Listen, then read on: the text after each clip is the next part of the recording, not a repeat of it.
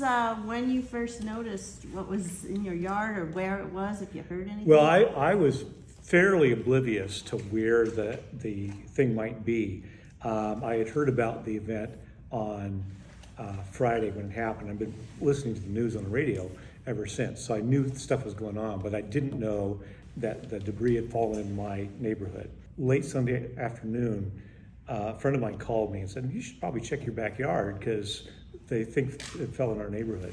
So I still wasn't in that much of a hurry to go out. I had other things I had to finish, so I did that for a while. And then I got my flashlight and went out to look in the backyard because it was dark by this time. And my kids and I planted trees in the backyard 20 years ago, and they've gotten really big now. So that backyard's pretty dark. So I got around the corner and with my flashlight, and in the beam, there was something white underneath the trees where there shouldn't have been something white. So I went back to look at it, and it was the missing piece from the airplane.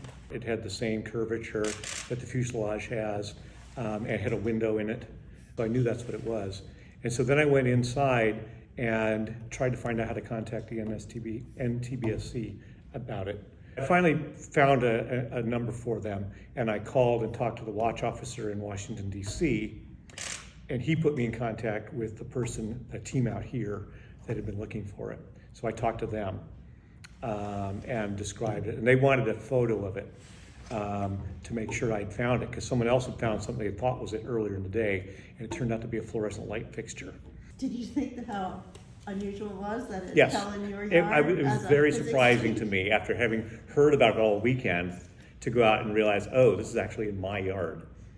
It was a little shocking to me.